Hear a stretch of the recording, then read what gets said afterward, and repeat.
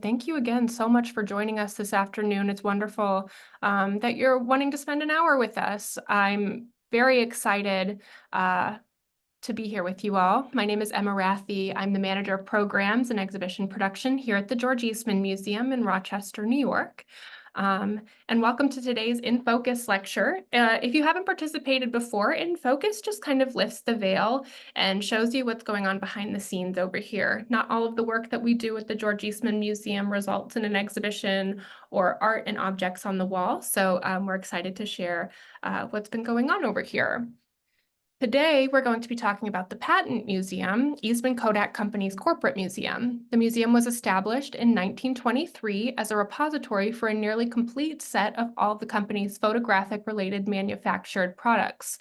This includes design studies, engineering models, and prototypes produced during the 20th century.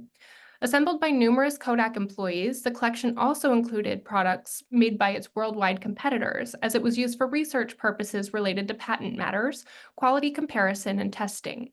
Eastman Kodak Company donated the Patent Museum to the George Eastman Museum in several installments, beginning in December 1989, which consisted of cameras made from 1887 to 1975, with a second gift in 2009, and then gifts of their digital camera in 2012 and 2013. Today, you're going to hear from Todd Gustavson, technology curator at the museum, and he's going to highlight some of the most interesting and unusual items from the Patent Museum collection. I also want to invite everyone to join us again on Friday, April 18th for our next virtual In Focus program, and we're going to be discussing the challenges of film reconstruction with our senior curator of the Moving Image Department, Peter Bagroff, and preservation in the Moving Image Department, Anthony Labate. On to some housekeeping. If you have questions today during the presentation, please use the Q&A button, not the chat function. This should be located at the top or bottom of your screen, depending on what device you're using. And at the end of the talk, we're going to try and get through as many of the questions as possible. The chat function is open, as mentioned, but we aren't going to be monitoring that. So again, if you have questions, please use the Q&A function. And then also we are recording today's talk, and this will go on our YouTube channel afterwards. So if you'd like to watch it again, if you'd like to share it with people you think might enjoy it, this will go online in the next few weeks. But without taking any more time, I'm going to pass this on to Todd. So Todd, go right ahead. Okay, well, thank you, Emma. And again, welcome to those who've dialed in. Appreciate you showing up today. So the Patent Museum is, as Emma said, really quite interesting. The earliest documentation I can find on it was actually in a Kodak magazine publication from 1925. They basically described pretty much what Emma said. It's different from an art museum, if you would, but it's a corporate museum, and basically it was run originally by their legal department. So basically they were interested in patents and that sort of stuff. Eventually they actually rounded up some of the various other collections that were held within the companies. So some of it sort of trickled in at time, and actually over the years, various customers would actually send their cameras back to the company. So we ended up with some of those also. So it's a very interesting and somewhat confusing collection to try to get your hands around. So this is actually from that publication in 1925, shows you kind of what it would have looked like in those days. Eventually the collection would have been moved to Elm Grove, for those of you from Rochester know where that was. And after Dave Gibson, who was the curator in the late 80s, retired, it was actually, some of it was shipped over to us. It was actually one of the first jobs that I did here was to go out and pack up some of that material. The material went to building 625, and that material was again, remaining of it was donated to us in 2009. So just to give you kind of a quick look, this is a shot of our vault taken with a fisheye lens a few years ago. Kind of gives you an idea of the space that this stuff lives in. It is a climate control space. We keep it at 62 degrees, 45% humidity. It's roughly 100 by 50 feet, 2 stories. The mezzanine shelving was put in by Eastman Kodak Company about 2009, and that actually is remanufactured Kodak pallet racking. So to start, the earliest thing that I can think of that comes from the museum is actually this box of Eastman's gelatin, and with an E on the end. That's how they spelled it at the time, dry plates. This is unusual, and it has the E and HT Anthony label on the box. There's only a few of these known. And for those of you who may be familiar with Kodak's old website, this actually used to be illustrated on their website, but in black and white. So that's the earliest item we have from the Patent Museum in the collection. The next item is the Eastman Interchangeable View, serial number 102. This, as far as I know, is the earliest known example of an Eastman camera. This would have been made by Frank Brownell, fitted with a roll holder. And if you want to get really nerdy here, the attachment that holds the roll holder on is slightly different. There's just a few of these known at this point. I can think of, well, we have two of them here, and I believe there's one of them in California. That's it. Also interesting is the roll holder itself was not originally attached to this camera. It would have been actually custom made. It had been given to the museum in the 1950s. So when I unpacked this camera, I said, gee, we have a roll holder that might fit it. And sure enough, it did. So that's really kind of an unusual, talk about an unusual find that we had the roll holder that actually fitted this camera. And you can see it's not fitted with a lens. It had never been used. The earliest of the Kodak series of cameras we have is this one. This is serial number 6. This, according to the card that comes with it, tells you that it's a pre-production camera. Do not remove. I really like that. So believe it or not, the collection actually had an inventory of these little blue cards that we did not get actually until 2009. So we now have the inventory cards that help explain this. So this is a camera that would have been made in November of 1887. It's actually a pre-production camera. They made 6 cameras, and this is the only one that has survived from that 6. We have a number 3 Kodak, also rather interesting. As you look at the picture on the left, it shows it's serial number 1. We like things that have a 1 on it. Again, 1889. So again, they took things right off the production and put it right into the museum. So really amazing that they would do this. We also have a 3 Junior with the number 1 on it also, by the way. And again, many of these things were purchased from other companies, as we were talking about before, and never used. So this is an Irving View, 1890, from American Optical from New York City. They were purchasing other products to make sure that their patents hadn't been violated initially, and later on they would acquire other companies' products to make sure their film went through them correctly. So this is an Irving View 1890, again, new old stock. Number 5 folding Kodak, again, right off the production line. This looks like it was made yesterday. If you're familiar with these cameras, there's the top is a leather hinge and they're usually torn. This one is not. It's the nicest one that I have ever seen. Rather interesting camera here. This is a Rochester Optical midget pocket camera. So it actually is designed to fold up and kind of collapse, does a folding, sort of like a, I don't know, like a Deardorff or a book. So it folds up to be a very small portable camera. The American Challenge Dave swivel bed camera is usually considered to be the first monorail view camera, 1890. These are really rare. I can think of only a few of these that are around. This one looks like it had been used a little bit, so they must have been testing it. The Columbus camera, if you get into the box cameras, there's a lot of patents that are involved in this. They obviously acquired this, if you know the patents, to make sure that nothing patent-wise has been violated. And again, you'll also notice there's a little tag on the top of the camera. That's actually the company's tag that they use to track it, and there'll be a number on there that would match with those blue cards. The Alvista panorama camera, Alvista was making them in 1897, and for those of you who know about this sort of thing, this is a pivoting lens camera on roll film. It actually uses a curved film plane, and Eastman Kodak Company would actually make their own version of this starting with around 1900. So Alvista-wise, they bought about 6 or 7 of them, so they must have really liked them.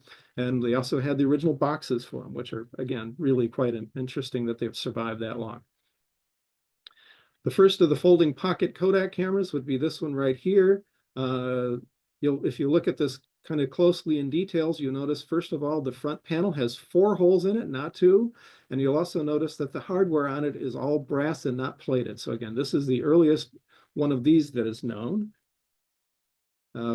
Pocket Cozy, this is a rather interesting camera, kind of folds up like a book. This is the original model, which is really quite rare. This is the only one of these that I've ever seen. That does not mean that there are not others out there, but this is the first version. The later versions actually would have kind of a rounded front on it, believe it or not. The Alta Automatic, really interesting name for a camera. Automatic refers to actually the way the camera opens. So when you open this camera, the lens automatically folds out to the infinity focusing position. It's rather fussy. You'll see it's made by Reichenbach, Mori, and Will Company. They have a rather interesting history in town. Mr. Reichenbach was Eastman's chemist and basically eventually was, I don't know, excused, we'll say, 1897. Very unusual camera. Also, the bellows color is rather also a bit on the unusual side. This is the number C3 Zenith Model B, Eastman Company, fairly rare. You generally don't see these in circulation. Again, this one looks like it was taken right off the production line, pretty much brand new old stock, if you would. Along with it is the number 2 cone Kodak. Again, this are the only versions of these that I have ever seen. This one, unfortunately, is missing its viewfinder. They did make a smaller version, just the cone Kodak. If anybody has one of those, I would really be interested in talking with you offline to acquire one, because we don't have that one. It's about half the size of the number 2. Pocket Monroe, again, sort of the beginning of making cameras portable and almost pocket size. This is a lazy tongues camera. It's one of my kind of interest things, are the small cameras that you can have with you. We'll get into more of those in a minute. This is a pre-production Brownie that was used by Henry Strong. If you know a little bit about Brownie cameras, the first versions were introduced. They would have looked pretty much like this. They were actually sold in England, introduced in February 1900. The unusual parts about this one are shown on the picture on the right. That actually shows that the V sight line is a much wider angle than the camera actually had. And the distance between the 2 studs that hold the winding key is actually slightly wider. So this key will not fit on the other camera. So believe it or not, there you go. That's a pre-production Brownie sample. Production camera. This is actually the smoother leather camera. It shows the original Brownie with its box. And this box just says Brownie cameras. It would have been before the number 1 comes out, which would have been 1900. So this would have to be a 1900, 1901, I should say. So this is a 1900 model, or at least the box. Bullard folding plate camera, 1900, from Springfield, Massachusetts. For those of you who remember Dr. Kingslake, his father had one of these when he was a kid. I just had to put one of these on. It basically was his favorite camera. I remember talking about this for years. So this is in honor of Dr. Rudolph Kingslake. Century Model 46, again, new old stock with the case. My great-grandfather actually had one of these, but not in anywhere in this kind of shape. This looks like it was made yesterday. Eastman made a series of plate cameras. This is the Model C, very rare, and again, never used. In the case of this one, just the condition is just amazing. Busy Bee, 1902, again, when you get into these early box plate cameras, the company was apparently very interested in seeing what everybody else was doing. And again, no doubt to make sure their patents were not being violated. The RB Cyclographic, 1904, this is just after Eastman Kodak Company had acquired the company. Former Schwing was originally from New York City. If you look at this camera with a little bit of imagination, you can say, well, my goodness, this looks like it could have become a speed graphic. And I think that's probably because it eventually would. So the main difference is the handle. And in fact, that top handle, to me, it looks like it came off of a later camera. But again, that's what we got there. So slightly different lens that you see on this one. It does have a Tessar on it. And again, probably never used. Stereo Brownie, 1905. Again, probably never used. Unfortunately, I don't have the box for this one. I'm a little disappointed there. Turret Panoram Company. This is a little bit unusual. Again, when they got into the pan camera business, they wanted to make sure what everybody else was doing. This one is a little bit unusual. The mechanism where the lens rotates in is actually in a metal piece, which is quite different. This is the Buster Brown. For those of you who are familiar with the Brownie, this was the Ansco version. They came up with a character box and a very similar camera. It's turned on its side, so it actually matches the box. The main difference is the film advance key is on the top of the camera, not on the bottom. So the film goes the other direction. Kind of interesting. And let's get around patents here. The vest pocket Kodak, as far as the Lazy Tongue's pocket-sized camera, comes out in 1912. This one is really interesting, is it has an eye-level viewfinder fitted to it.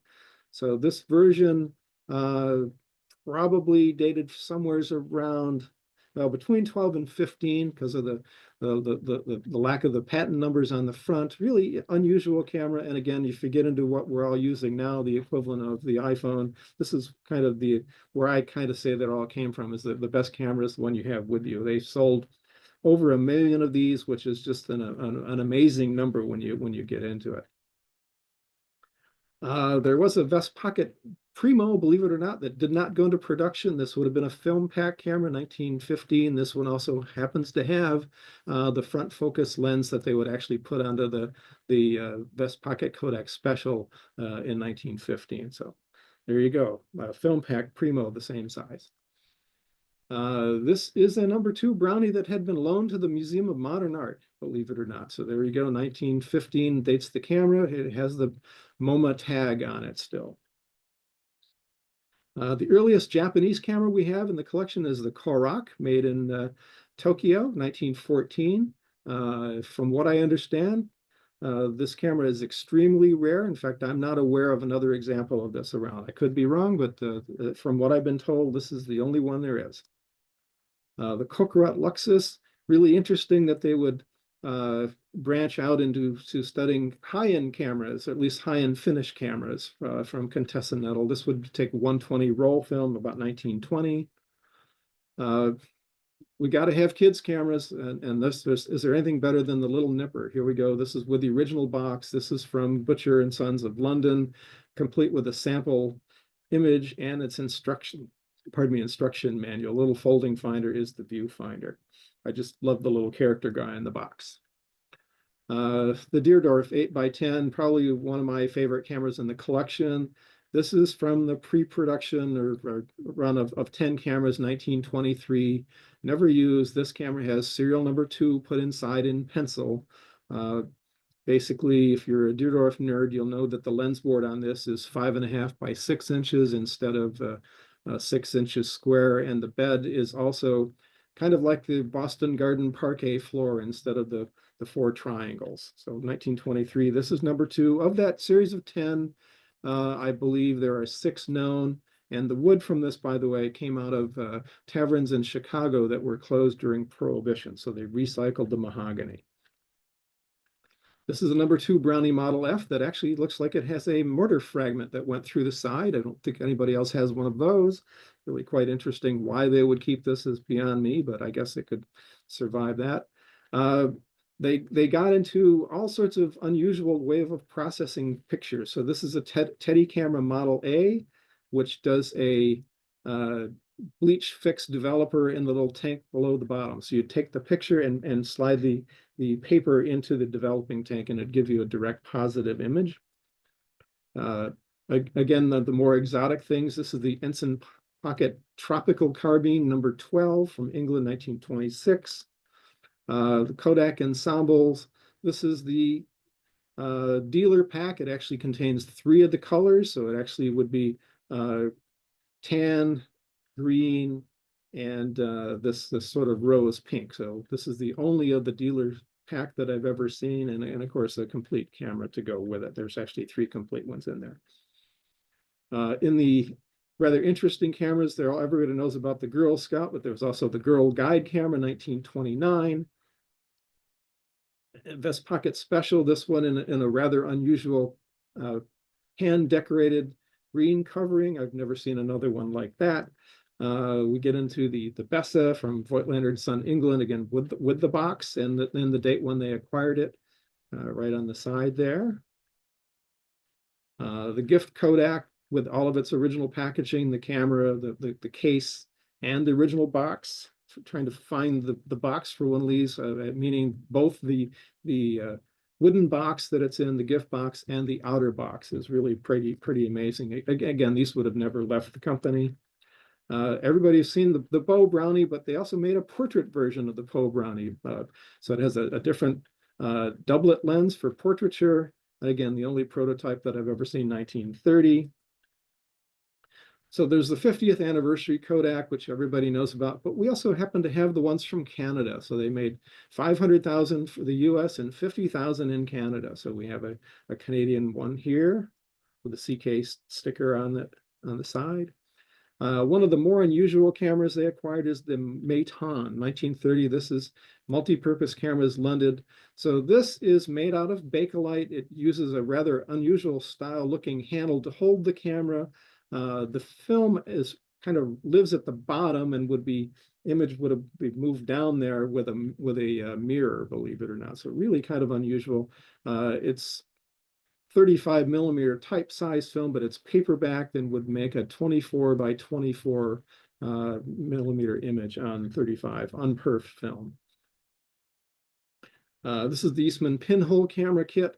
So believe it or not, they had a camera that had been assembled and an unassembled kit complete with all of its instructions, believe it or not. So this tells you how to put it together. Really pretty amazing that this would survive that long and never been touched. The Machinet from Clawbell, 1931. Again, they purchased items from pretty much everybody around the world. This was a kind of a higher end pocket-sized folding camera. One that was not produced was the George Washington Bicentennial camera. So this was to celebrate the 200th anniversary of President Washington's birth. You see his little logo on the side here. They made at least 2 of these, and it did not go into production. They collected all kinds of competitor cameras,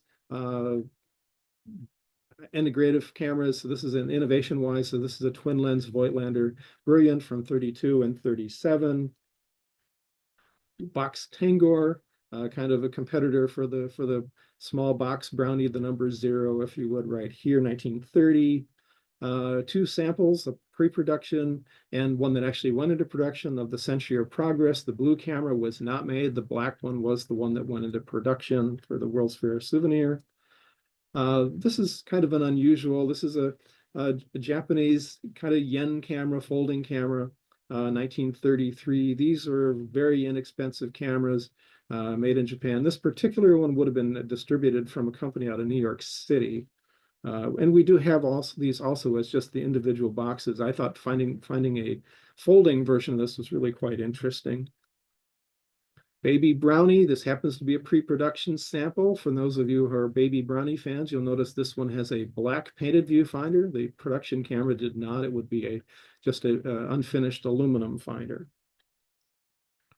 This is really quite interesting. This is a camera. It's a Retina number 117 that was made or adapted for close-up photography, and it was used by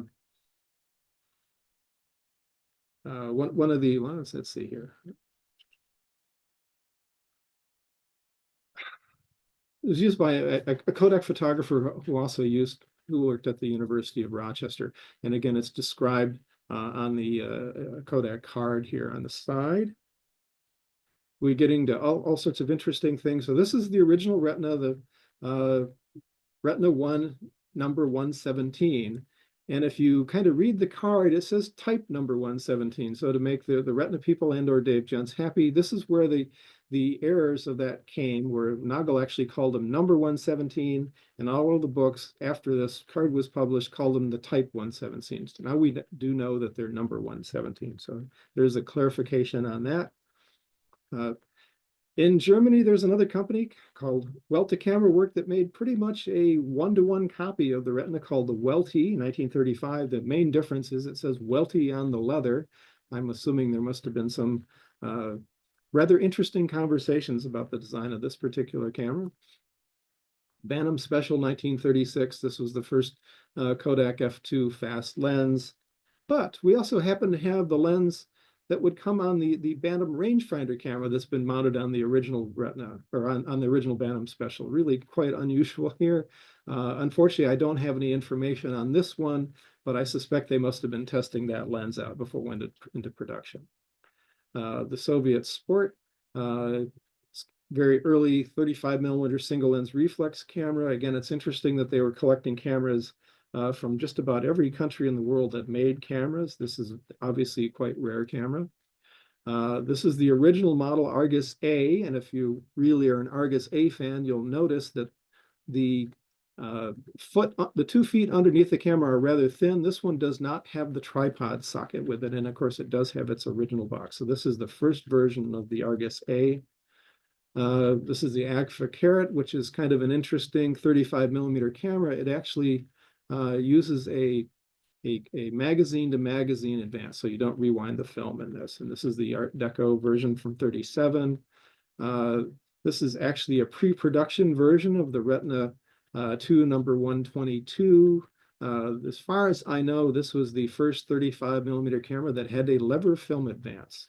It apparently was quite problematic because they would actually end up taking it off quite quickly. In our early Japanese camera collection, this is the Sakura camera, 1937. This would have been made by Rokosha, which would become Konica. This is a Bakelite camera.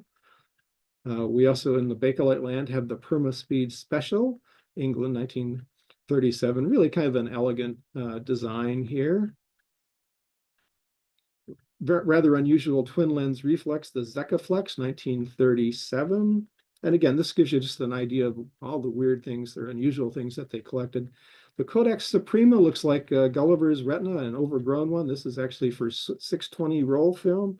To give it a size comparison, this is the Suprema next to the Retina 1 number 148. So it's about, about twice as large in size-wise.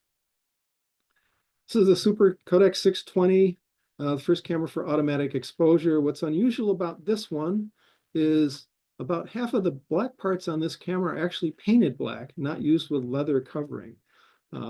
It's not a pre-production camera. Its serial number is fairly close to the end, but they would have made like another, I don't know, 50 to 100 after this. Again, it's unusual. Trying to figure out why they use this kind of finish on it is beyond me. I don't know.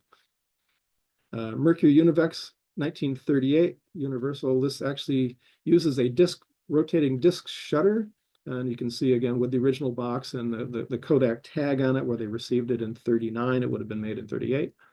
The Baby Clover is a Japanese kind of copy of the Baby Brownie. Even in fact, the colors that's used on the box are very similar to what was used on the Baby Brownie, 1939 versus 34 for the Baby Brownie. The Spartus Press Flash was the first camera with the built-in flash bulb. This is going to kind of change the way photography is done. And also with its original box. So pretty amazing. Again, looks like it's only been opened once or twice. This is the last version of the folding pocket Kodak. This is the 3A series 3, kind of an Art Deco version with the original box. Again, never sold. Everybody is aware, I'm assuming, of the Kodak Ektra, 1941. But there was also apparently an engineering sample to possibly be what I'm calling the Ektra 3. So this Ektra 3 is actually basically a handmade camera. You can see the milling machine chase marks on it. It does work. Obviously, you would not want to have the inside of the camera painted black. And it does have, as you can see in the upper right-hand side, the lever that's sticking out is the film advance for that camera, which is now on the right side, not on the left. Kodak's Matchbox camera, 1944. This is built for the military. This is a 16 millimeter spy camera designed to fit inside a European matchbox. These were made, they don't show up on any order lists. So it's basically specifically made for the military. Kodak Technar press camera, another pre-production sample that did not go into production. This was going to be a quarter plate, kind of a Linhof, if you would, that could use roll film. It also has a couple of lenses for it that were marked on the camera. So this one is fitted with an 80 millimeter 6.3 Kodak Ektar. Argus C3, this is the third version. You can see the lens is coated. but it has its complete kit with the original box, which again, it's amazing that they kept all the boxes for this. The C3 would have been in production roughly 1939 till about 1966. Long run on that guy. Got to have a Donald Duck camera with the box here. Obviously, this is from Herbert George out of Chicago. Why they were interested in collecting kids' cameras is rather curious, but I suppose it had to do with the price point. This is a Zeiss Iconta, 5/21/16, 1947. This would have been sold at the PX. In fact, this is the PX box. You can see the made in the west zone of Germany, right on the top of that box. The Nikon 1, this is the first Nikon camera. This would have been the original version, making a 24 by 32 millimeter image. This is one of, if not the first Nikon that camera to come to the US. So this would have been purchased. I suspect they're interested in studying the lens coating, but again, I don't have the documentation to prove why they bought it, but it certainly is a very early example. Speedomatic, again, they're getting into looking at different ways of making instant pictures. So the Speedomatic actually was a system where you could sensitize and process the plate taken in with the camera. So it's actually a camera with a processing kit made out of Bakelite, 1948. A lot of very interesting innovations right after the end of World War II. Brownie Hawkeye.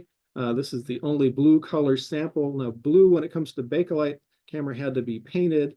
This is the only blue one that they made. They also had two brown samples that did not go into production. The camera was only produced in black. I mentioned the Technar a little earlier. So this is a Super Technar 23, which is the 120 roll film type size. It's interesting that it's fitted with a 101 millimeter Kodak Ektar lens, 1951. Nikon S. Basically, after World War II, the patent for the Leica 3 series were basically given to the world. So this is one of the copies that was made of that. There are any number of them that were made, different companies sold under different brand names in the US. This also could have been sold at Sears, believe it or not, as the Tower. This one is fitted with a screw mount Nikon 5cm f2 lens. Icoflex, again, they collected just about everything. They're getting into the higher end cameras. They were still apparently in that market at the time. So twin lens, 1952. Leica M3, one of probably the most significant cameras of the 20th century, 1954. This is a pretty early example with two-stroke camera, serial number under 900,000. It's actually probably in the 700,000 range. Also made in Rochester is the Win Pro, Bakelite camera originally made in Rochester in New York, and then eventually moved to Webster with his original box. This is a very curious camera. This is a Mark IV development test camera that I just came across a few weeks ago.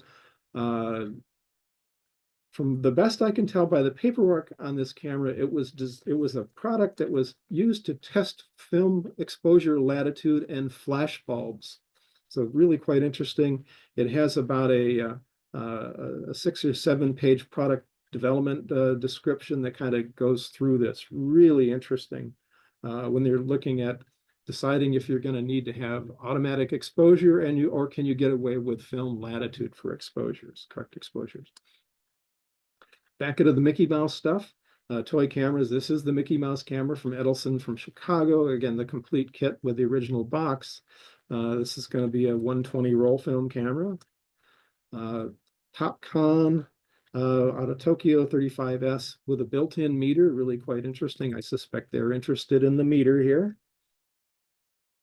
The original Pentax model, 1957, the beginning of really the boon of moving to the single lens reflex cameras, and obviously they decided to study them here. So this is the original version.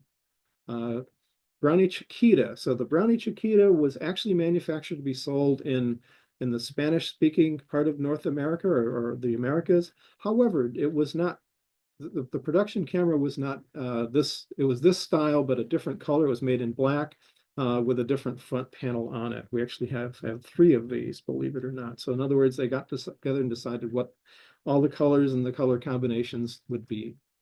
The Brownies Star Flash, 1957, all the colors, including the Coca-Cola version, which was actually a premium. You'd have to send your receipts in to get that one. The black camera would have been sold as a blister pack outfit or kit, just camera only. The colors would have been sold as kits, so it would have been film, batteries, and the camera itself with flash bulbs. Believe it or not, they did purchase a Hasselblad 500C when the 500C first came out, 1957. This is interesting, and Nikon at 35, I really like the color combination, so they're interested probably in looking at colors, I'm guessing that other companies were doing. The Bessematic was the first camera fitted with a zoom R lens, so this is the beginning of zoom lens photography. Brownie Reflex 20, but in a color they didn't manufacture, so they were only made in black, but this one is a two-tone green. Also interesting is this Brownie flash mite. On the left is actually the positive metal version that which would have been used to make the plastic injection mold. Really quite interesting that they kept that.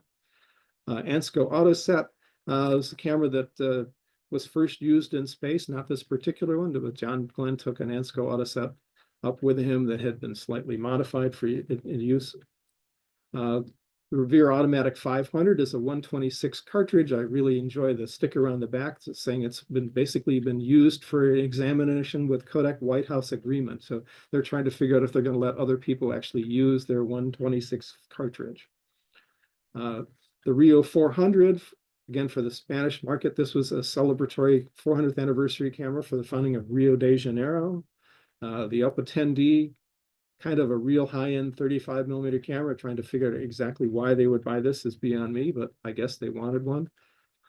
I included the Honeywell Vismatic 615 because that was the first real camera that I purchased when I was a kid. I bought one of these when I was in 7th grade. That's kind of the beginning of how I got here, I guess.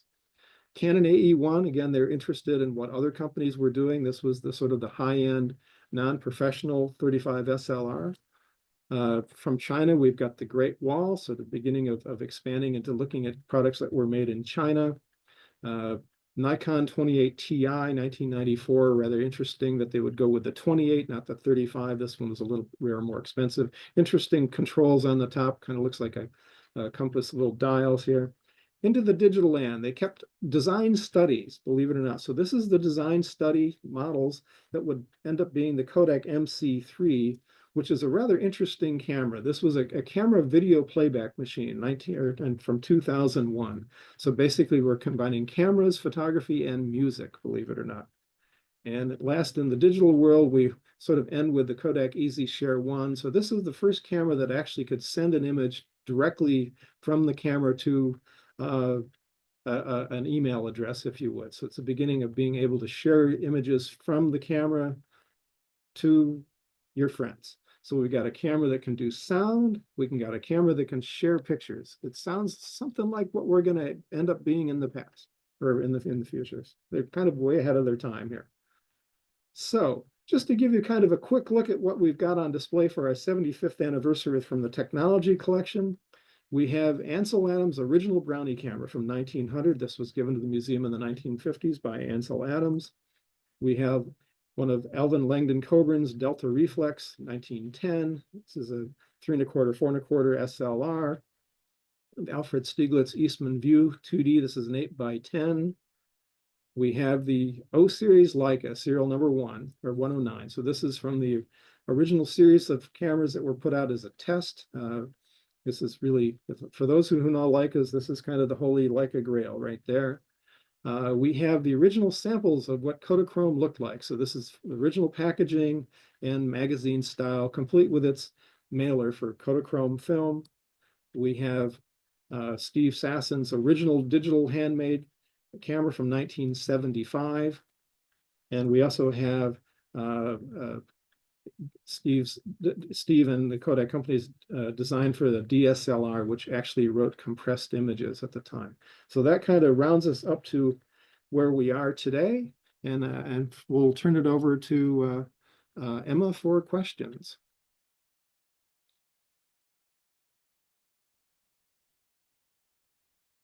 Thank you, Todd. That was really wonderful.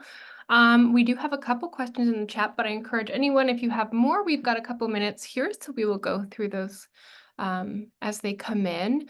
The first question, Todd, kind of a couple questions in one, but are some of these cameras things you could find at estate sales? Are any of them more valuable than others? And especially if they're found. So any advice? What's your feedback there?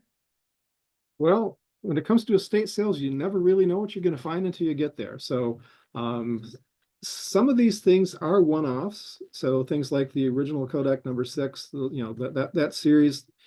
After that, you'll find numbers higher than 6. When it comes to the O series Leica, they supposedly made 24 of them, or whatever the number is they're saying this week. Would I expect to see one of those at a estate? Probably not. That's probably going to, if one showed up, it would go to an auction house. And one would expect to have rather deep pockets on that. I tend to not get into value. We're not really allowed to praise, but that was one of the more expensive cameras you're going to see. The lesser expensive cameras are just about anything could show up in an estate sale. These days, with film kind of making a comeback, Canon AE or the A1 would definitely be a camera of interest. Argus C3s, they made those for a long period of time. Certainly you could find those just about any place. A lot of it is you're just going to have to go and see what you got. So I guess the answer to your question is yes. Thank you, Todd. Another question, good question. Is this a part of the museum open to the public, or are there scheduled tours to see the Kodak Patent Museum collection? So some of the Patent Museum items are currently on display. We do tend to rotate our exhibitions around. The collection size is quite large. We have at least our current head count on the database is around 22,500 objects. So obviously we're not going to be able to display all those things. We're also currently working on redesigning a few exhibitions that are related to Mr. Eastman. If you've been here, you'll notice that some of the house areas are under construction. So the items that are in the public galleries are certainly available to be viewed. As far as the rest of the collection down here, that's available by appointment only. All right. Another question. Do you still have your Honeywell camera? I do. It's sort of one of those things. I guess I'm not very good at throwing things away. There are people who know me will kind of say, "Yep, he can't throw anything away." All you got to do is look at my desk, and you'll say you can't throw anything away. But yes, I do still do have it. All right. Next question. It does not work. Oh wait, what? I'm sorry. And it does not work. Oh. More of a comment, but someone mentions that they had an MC3. As they recall, there were a few generations of color filters needed to correct the sensor's color balance, excuse me. That is correct. Great. There's a comment, so I'm wondering, Todd, if you can elaborate. They say, love the story of the mahogany from Chicago bars. Yes. So again, the Deardorff cameras were handmade, and from what I understand, they were taverns were being closed during Prohibition, and that's where the mahogany came from. So really quite interesting story on that. And what about a hand-painted camera? Who would do that? That is a good question. If I had a good answer, I'm assuming it was some artisan who decided to. I don't know if it was done within the company or not. The coverings on that series of cameras, they actually had an alligator and a snake skin. The normal version of that would have been black, which is what that camera started out, I believe, and then somebody just painted it out. So unfortunately, I don't have enough information to say who did it, but it's really quite attractive. Okay, shifting gears a little bit. What was Kodak's interest in cinema cameras, or were they primarily interested in still images? Cinema. Eastman Kodak Company got heavily into cinema. The Cine Kodak comes out in 1923. We actually do have the pre-production samples of that.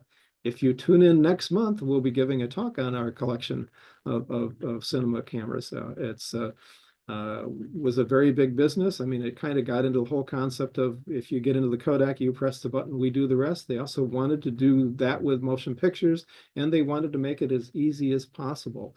A lot of the early cinema problems had to do with, at least the production numbers and sales had to do with, unfortunately, the timing of it. If you get into when they started to advance this 16 millimeter stuff into the late 20s, unfortunately, the Depression hit. And that really changed how they went about doing it. So they actually would come out with 8 millimeter, which is using half as much film in 1932. So unfortunately, or fortunately, take your pick, this stuff all kind of follows the economy in a way. So it's got to be something that people can afford to do. Great. Another kind of question, but it says Kodak's interest in instant cameras and or lenticular / stereographic cameras. Instant photography is an interesting topic. Eastman Kodak Company originally manufactured all the Polaroid sensitized materials. There was a split on that. So when Polaroid introduced the SX70, Eastman Kodak Company really thought that was where the business was going to go. They produced their instant products, which were from every technical aspect were different. I believe the only component they shared was rollers that actually broke the pod and sped the chemistry across. Eastman Kodak Company was sued by Polaroid, settled in the early 90s. It was the largest financial legal settlement ever along the lines of patent infringement. And I think in the long at the time, the company had diversified into a lot of other areas, and a good deal of those had to be sold off to pay off that lawsuit. So they did get into it. It didn't necessarily go well, I guess is one way to put it. It was also a US only lawsuit, by the way. So the products that were sold in Japan, which were very similar to Kodak's, was not involved in this lawsuit. I'm not a lawyer. I don't really try to get too far into this stuff. So it's a pretty complicated topic. Another question, why didn't Kodak pursue digital cameras more aggressively? Time seemed to pass them by. The other complicated question. So when you get into talk Eastman Kodak Company in digital, there's been a number of business studies. There's actually one currently going on at UPenn right now. So the company was actually very early into digital. They introduced the first digital single lens reflex cameras in 91. The Kodak DC-210 was the largest selling digital camera for several years, 97 to 99. As I said, they did produce the MC3. They did produce a camera that could share. Really the gist of it gets into really the business of money, if you would. They certainly had the talent to do this stuff. First of all, these cameras were not necessarily made in town here. They were made by either Shinon or outsourced. Eastman Kodak Company was a film company. They're a chemistry company. They had a large investment in film, probably over $100 billion, if you would. So it's kind of going to be a competing business internally.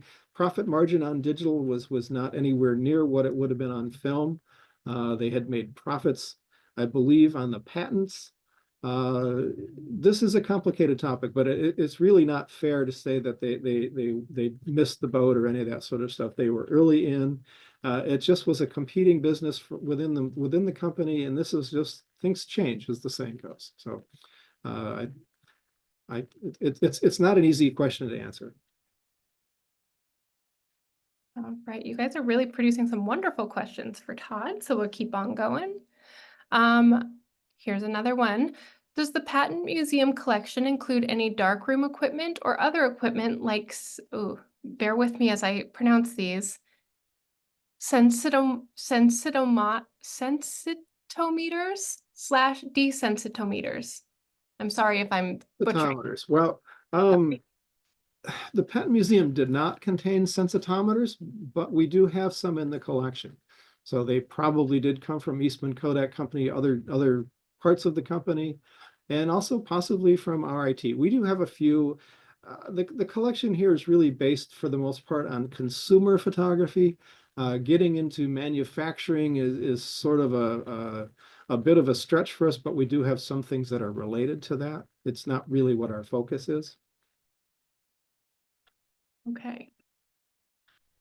Can you speak on Kodak's acquisition of other companies to secure patents, such as Blair?